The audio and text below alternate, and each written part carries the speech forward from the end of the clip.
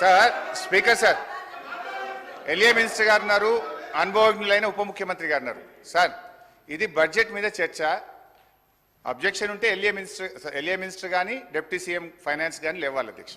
రేపు పద్దుల మీద చర్చ ఉంది, పద్దుల మీద రేపు చర్చ ఉన్నప్పుడు కన్సర్న్ మినిస్టర్స్ని చెప్పమనండి, అభ్యంతరం లేదు. ఇప్పుడు నేను ఒక్క శాఖకు ఒక మంత్రి లేస్తే నేను ఇప్పుడు 32 శాఖలు మాట్లాడాలి, అందరు లేస్తారా మంత్రులు? They have to answer. రేపటి నుంచి పద్దులు ఉన్నాయి, దాని మీద మాట్లాడమనండి ఒకటి. ఇప్పుడు ఏదన్నా చెప్పాల్సి ఉంటే డిప్యూటీ సీఎం చెప్పాలి, నేను డీవియేట్ అయితే ఎల్ఏ మినిస్టర్ గారు మాట్లాడాలి, లేదా సభానాయకుడికి అవకాశం ఉంటుంది. దయచేసి మినిస్టర్స్ నుంచి ఇంటరప్షన్ లేకుండా చూడండి. అయితే గౌరవనీయులు మన జూపల్లి కృష్ణారావు గారు ఎక్సైజ్ మంత్రి గారు వాస్తవాలు ఒప్పుకున్నందుకు వారికి ధన్యవాదాలు. 7,000 కోట్లు పెంచుతున్నాం. ఈసారి ఎక్సైజ్ మీద 42,000 కోట్ల ఆదాయాన్ని మేము గల్లీకో బెల్ట్ షాపు పెట్టి ప్రజల రక్త మాంసాలు పీల్చి పిప్పి చేసి వసూలు చేస్తామని ఆయన హరీష్ రావు గారు డిప్యూటీ సీఎం గారు అధ్యక్ష ఆగండి. డిప్యూటీ సీఎం గారు అధ్యక్ష హరీష్ రావు గారు ఇంతకుముందు లెజిస్లేటివ్ అఫైర్స్ మంత్రిగా కూడా చేశారు, ఫైనాన్స్ మినిస్టర్గా కూడా చేశారు.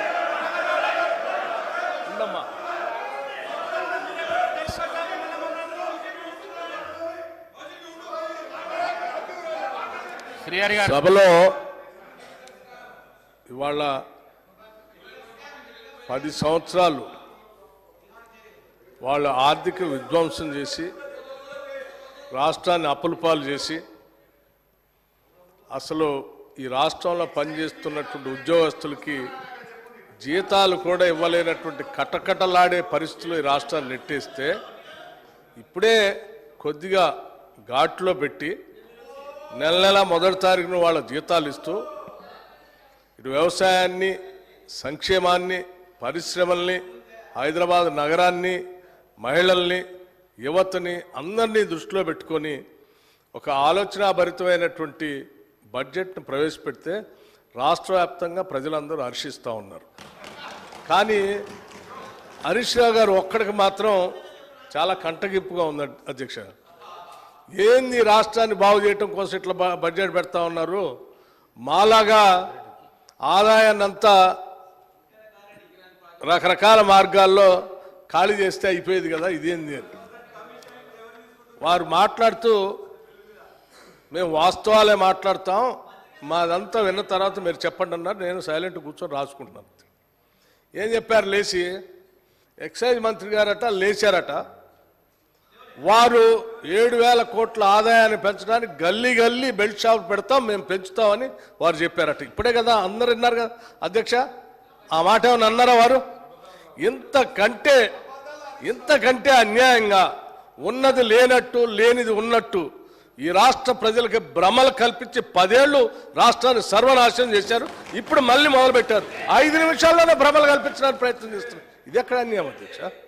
మీరు వాస్తవాలు జాగ్రత్తగా రాష్ట్ర ప్రయోజనాల కోసం క్రిటికల్ ఎనాలిటికల్గా మేము పెట్టిన బడ్జెట్ మీద ఇగో దీన్ని పెట్టారు, ఈ శాఖకి ఇది సరిపోలేదు, ఈ శాఖకి తగ్గించారు, ఈ శాఖ పెంచారు, దీనివల్ల యువతకు నష్టం అవుతుంది, దీనివల్ల 72,000 కోట్లు పెట్టడం వల్ల వ్యవసాయానికి నష్టం జరుగుతుంది, అంత పెట్టకుండా ఉండాల్సి ఉండే, మాలాగా ఏదో 15,000-20,000 కోట్లు పెడితే బాగుండేది, లేకపోతే హైదరాబాద్ నగరానికి 10,000 కోట్లు పెట్టారు, ఎందుకు పెట్టారు అనవసరం, దీన్ని గాలికి వదిలేస్తే మాలాగా కొద్ది వర్షం రాగానే మొత్తం మురుగునీళ్ళంతా రోడ్డు మీదకి వచ్చి ఇబ్బంది పడేవాళ్ళు, అట్లా చేయాలి. కానీ ఇదంతా ఏందని చెప్తే కొద్దిగా బాగుంది. ఇవన్నీ వదిలేసి ఏదేదో మాట్లాడుతున్నాను. నేను ఇప్పటికి కూడా చెప్తా ఉన్నాను, మీరు చెప్పేదాన్ని ప్రతిదాన్ని వింటా ఉన్నాం.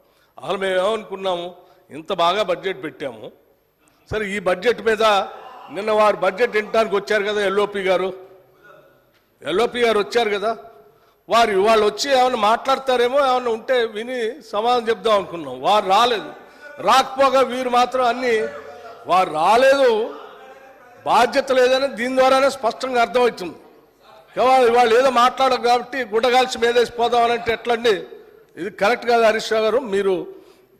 మీరు పద్ధతిగా మాట్లాడినా మేము డెఫినెట్గా సమాధానం చెప్పడానికి సిద్ధంగా ఉన్నాడు. సో ఫైనల్గా బట్టి గారు కూడా డిస్ప్యూట్ చేయలే. ఒక విషయంలో మాత్రం ఎక్సైజ్ మంత్రి గారైనా ఉప ముఖ్యమంత్రి గారైనా 7,200 కోట్లు ఈ గత సంవత్సరం కంటే ఈ సంవత్సరం 7,200 కోట్ల రూపాయలు మేము మళ్ళీ చెప్తా ఉన్నాను సార్, ఇట్లా సభను తప్పుదోవ పట్టించడానికి కానీ ఈ రాష్ట్ర ప్రజల్ని తప్పుదోవ పట్టించడానికి కానీ ప్రయత్నం చేస్తే ఇది సరైన పద్ధతి కాదు అధ్యక్ష. నేను మళ్ళొకసారి వారికి విజ్ఞప్తి చేస్తూ ఉన్నాను.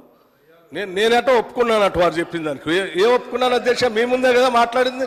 అంటే ఇంతకంటే పచ్చిగా నేను అనకూడదు మరి అబద్ధం అని, ఇంతకంటే సత్యదూరమైనటువంటి మాటలు ఎంత భయంకరంగా ఇట్లే భ్రమలు కల్పిస్తే ఎట్లా అధ్యక్ష?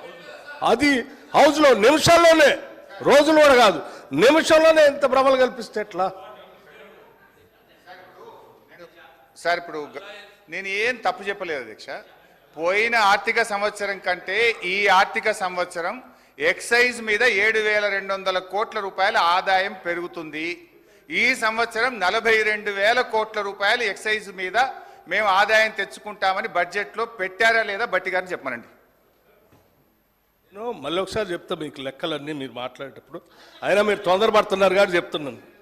ఇప్పుడే చెప్పండి, అప్పటిదాకా ఎందుకు? ఎక్సైజ్లో మేము ఆక్షన్ పెట్టాము గత సంవత్సరం, అందుకే మాకు ఆదాయం పెరిగింది. ఈ సంవత్సరం కదా పెట్టాల్సింది, నిజమే. మేము కూడా అనుకున్నాం ఈ సంవత్సరం కదా ఆక్షన్ పెట్టాల్సింది. మీరు ముందే ఎందుకు కూశారు అధ్యక్ష? ముందే ఎందుకు కూశాను? ఎందుకు కూశారు? మీరు ఈ సంవత్సరం పెట్టాల్సిన ఆక్షన్ ముందే ఎలక్ట్రికల్ కంటే ముందు ఎందుకు పెట్టుకున్నారు? అంటే ఏదో దాంట్లో ఎంత దొరికితే అంత దోసుకుందాం అనే ఆలోచన మీది, అది తప్ప ఇంకోట. రెండోది నేను ఇంకోటి చెప్తున్నా. ఏంటి అధ్యక్ష? టానిక్ లాంటి షాప్స్, దుకాణాలు పెట్టి ఆక్షన్ ద్వారా స్పష్టంగా ప్రభుత్వానికి రావాల్సిన ఆదాయాన్ని ప్రభుత్వానికి రానియకుండా, సంబంధం లేకుండా అడ్డగోలుగా మీరు లైసెన్సులు ఇచ్చి టానిక్ లాంటివి పెట్టి ప్రభుత్వానికి రావాల్సిన ఆదాయాన్ని కొద్దిమంది కుటుంబాల చేతుల్లో బయటట్టు చేశారు. అటువంటి దాన్ని మేము పోనీయం. ఆ ఆదాయం అంతా రాష్ట్రానికి వచ్చేటట్టే చేస్తాం. అటువంటి వ్యక్తుల చేతుల్లోకి రాష్ట్ర ఖజానాన్ని పోనీయకుండా మేము జాగ్రత్త కాపాడుతాం. ఆ లెక్కలు కూడా చెప్తాను. మీరు తొందరపడుతున్నారు కాబట్టి ముందే చెప్పాను, ఇంకా ఉంది దాని గురించి అన్ని చెప్తాను. మీరు విన్నారు, ఈ సభను వింటున్న ప్రజలు, చూస్తున్న ప్రజలు కూడా విన్నారు. నేను చెప్పిన 42,000 కోట్లు ఎక్సైజ్ మీద ఆదాయం పెంచుకుంటున్నారు. గత సంవత్సరం కంటే 7,200 కోట్లు పెంచుతున్నారు అనే దాన్ని డిస్ప్యూట్ చేయలేదు. నేను చెప్పింది నిజం. అయితే వారు కొన్ని స్వీపింగ్ రిమార్క్స్ చేసినారు. మేము ఏదైనా తప్పు చేస్తే మీరు ప్రభుత్వంలో ఉన్నారు, ఎంక్వైరీ వేయండి, చర్యలు తీసుకోండి, వీఆర్ ఎట్ లిబర్టీ. కానీ బాధ కలిగే అంశం ఏంటంటే, గౌరవనీయులైనటువంటి మన సభానాయకులు సభలో లేరు. గతంలో మా మీద ఆరోపణలు చేశారు. తెలంగాణ బెల్ట్ షాపులు తెలంగాణ అయిందని, బొందలగడ్డ తెలంగాణ